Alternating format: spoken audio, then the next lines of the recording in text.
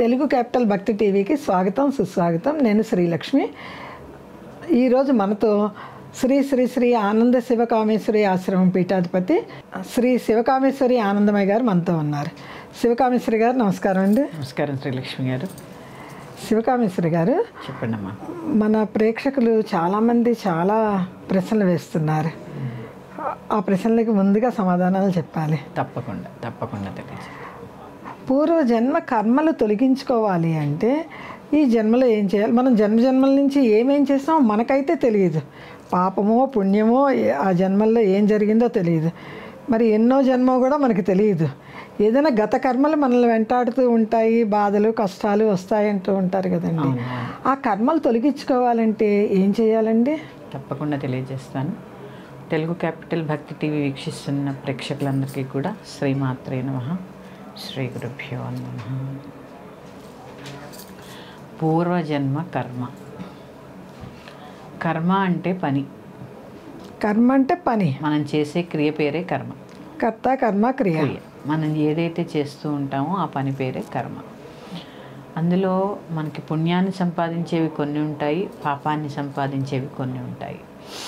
పూర్వజన్మలో పుణ్యకర్మ ఎక్కువ చేస్తుంటే సుఖమైనటువంటి జీవితము, చక్కటి సంతానము ఇవన్నీ లభిస్తూ ఉంటాయి. ఇటువంటి అడ్డంకులు లేని జీవితము.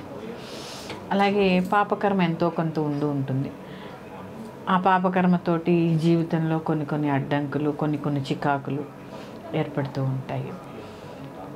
అసలు అందుకే సౌందర్యలహరిలో మళ్ళీ చెప్పుకోవాలి, ప్రతిదీ అమ్మవారితోనే ముడిపడి ఉంటుంది. ఏదైనా ఆమె కదండి జగత్తుకి మూలం, జగన్మాత. అమ్మవారిని సేవించాలి అంటే కూడా ప్రణంతుం స్తోత్రం వా కథమ కృత పుణ్య ప్రభావతి. అమ్మవారిని సేవించాలంటే కూడా పూర్వజన్మ పుణ్యకర్మ ఎంతో కొంత ఉంటే తప్ప ఆవిడ పేరు కూడా మనం ఉచ్చరించలేము. ఇక పూర్వజన్మ కర్మని ఎలా తొలగించుకోవాలి? చాలా సులువైన మార్గం. మాతాపితరుల సేవతో పూర్వజన్మ కర్మని పూర్తిగా సమూలంగా కరిగించుకోవచ్చు. తల్లిదండ్రుల యొక్క సేవ చేసి ఆ యొక్క కర్మని కరిగించుకోవచ్చు. అంటే తల్లిదండ్రులను చూస్తే అంత పుణ్యం అన్నమాట కదండి. ఎందుకంటే మన శాస్త్రంలో ముందుగా ఏం చెప్పారు? మాతృదేవో భవ, పితృదేవో భవ, ఆచార్య దేవో భవ, అతిథి దేవో భవ చెప్పారు. ఎక్కడ భగవంతుడి దేవో భవ చెప్పలేదండి. ఇవి చేసిన తర్వాతే అది. ముందు నీ యొక్క కర్తవ్యం తల్లిదండ్రులను గౌరవించడం, తల్లిదండ్రులకి సేవ చేయడం. చాలామంది అంటూ ఉంటారు, మేము చాలా పూజలు చేస్తున్నామండి, చాలా ఇచ్చేస్తున్నాం, కానీ మాకు కష్టాలు తప్పట్లేదు అంటారు. చాలా చూస్తున్నాం, మన కళ్ళతో మనమే చూస్తున్నామండి. అలాంటి వాళ్ళందరూ కూడా తల్లిదండ్రులు సేవ చేయండి. ఇవాళ రేపు అత్తమామలు రాణిస్తున్నారా అండి? రానివ్వాలి. కర్మ కరగాలంటే కొన్ని కావాలి కదా. పూర్వజన్మ కర్మను ఎలా తొలగించుకోవాలి అంటే తల్లిదండ్రుల సేవ ముఖ్యం. భర్తతో కలిసి అటు అత్తమామల్ని ఇటు తల్లిదండ్రుల్ని సమానంగా చూడటం. అందుకే మనము 5 తల్లులను చెప్పుకున్నాం ఒకసారి. జన్మనిచ్చిన తల్లి, గురువు యొక్క పత్ని, అలాగే అన్న భార్య, పెళ్లి చేసుకున్నటువంటి భార్య యొక్క తల్లి కూడా పంచమాతృకల్లో ఒక మాత. అలా అందరినీ సమానంగా చూడడము, వీలైనంత సేవ చేయడము. మన చంటి పిల్లలప్పుడు వాళ్ళు ఏ సేవలైతే మనకి చేశారో వాళ్ళు పెద్దయ్యాక చంటి పిల్లలతో సమానం. వాళ్ళకి ఏదైనా అలాంటి అవస్థ వచ్చినప్పుడు ఆ సేవ చేస్తూ ఉంటే మన కర్మ కరిగిపోతుందండి, చెడు కర్మ. ఇది నేను ప్రాక్టికల్గా చెప్తున్నాను. నా తండ్రి గారు సంవత్సరం పాటు మంచం మీద ఉన్నారు. నేను ఒక్కతనే సంతానం. ఆ సంవత్సరం పాటు అన్నీ నేనే చేశాను ఆయనకి. పుణ్యాత్మలు. నాకు ఆ తర్వాత నా జీవితం వేరు, అంతకుముందు జీవితం వేరు. అందుకని సేవ ఏమవుతుంది అంటే కర్మని కరిగించేటటువంటి శక్తిని ప్రసాదిస్తుంది. తల్లిదండ్రులకి సేవ చేయడం వల్ల పూర్వజన్మ కర్మని పూర్తిగా నిర్మూలించుకోవచ్చు. చాలా మంచి విషయం అండి. చాలా సింపుల్ అండి. పొద్దున్నే లేవడం, చక్కగా తల్లిదండ్రుల కాళ్ళకి నమస్కారం చేసుకోవడం. పెద్దల ఆశీర్వాదం ఎందుకండి? ఇందుకే ఇవన్నీ చక్కగా మనల్ని ఎన్నో చెడు కర్మల నుంచి బయటపడేయడానికే పెద్దల ఆశీర్వాదం కూడా.